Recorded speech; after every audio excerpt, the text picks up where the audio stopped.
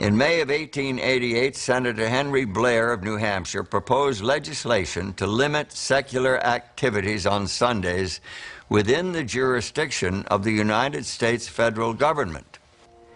Senator Blair made it clear that the aim of his bill was to preserve the first day of the week as a day of rest and religious observance.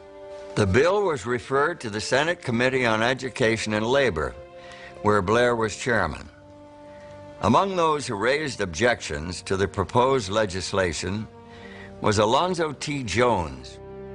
Sir, you may speak of the power of a majority in social and civil matters, but there is no majority, however large, that can invade the territory of a man's religion. Not in this land, not under our Constitution.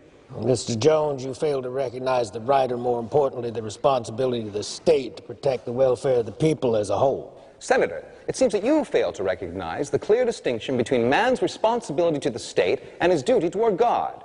The first, he must render under the force of law. The second, duty to God, must be carried out only under the force of love, and that freely, voluntarily. No law can command love. But the law of the state must protect the people to carry out their duty to God. Our Sunday law is written to ensure the preservation of the Lord's Day for the benefit of the people.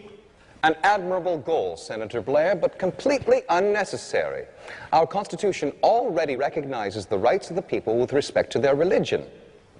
Your Sunday law would add nothing to our fundamental freedoms. It would rather add restrictions.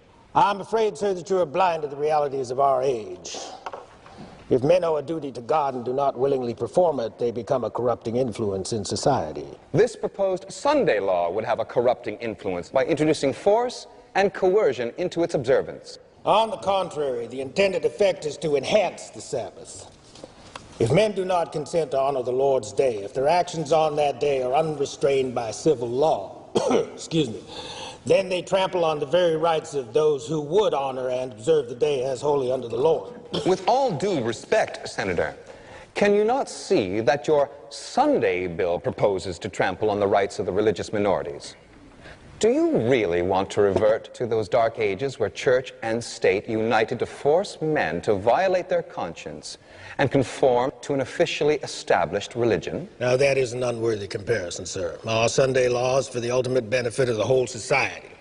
Is it not a legitimate function of the state to legislate on behalf of the common good? The common good of which you value so highly is not served by restricting the rights of one man's conscience in order to enlarge the rights of another. It is best served by the freedoms upon which this republic was established. State-sponsored religious coercion defies the clear intent of the Founding Fathers. But this law provides an exemption for those who wish to worship on another day. Jews, Seventh-day Baptists, your Seventh-day Adventists, for example, who observe Saturday as the Sabbath.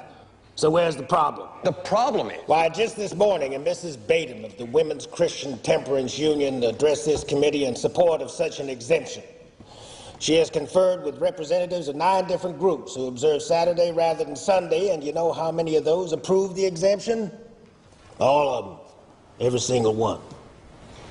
Senator, I have great respect for the temperance principles promoted by Mrs. Batum's organization, but she does not speak for my denomination on the question of exemptions. Come now, Professor Jones, are you about to object to exemptions that would certainly benefit your group and several others? Yes, sir. As a matter of fact, we do object. An exemption clause would not change the proposed law so as to modify our opposition. Here is the principle, Senator. If the law were just and perfect, an exemption would not be necessary. Another thing, an exemption clause is nothing other than a toleration clause in disguise. Toleration is not liberty. It is merely a form of condescension, the majority putting up with the opinions and convictions of the minority. Our Constitution guarantees not tolerance, but rights. And we claim those rights as American citizens. Mr. Jones, without yielding the point, let me move to another question. How would you react if we were to rewrite this bill as a Saturday law, with Saturday as the Sabbath, not Sunday at all? I suppose you would take a very different position. To the contrary, Senator. All laws laws that attempt to force the conscience are manifestly unchristian and unconstitutional by their very nature. Therefore, Senator, we are against every Sunday law that has ever been made since the first one enacted by Constantine to the one you are proposing now. And if you changed it from a Sunday law to a Saturday law, we would oppose it just as firmly.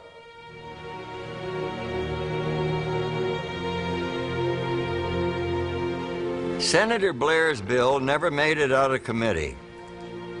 But there were already plenty of other Sunday laws, which are commonly called blue laws. In fact, in America today, 49 of the 50 states have laws protecting Sunday.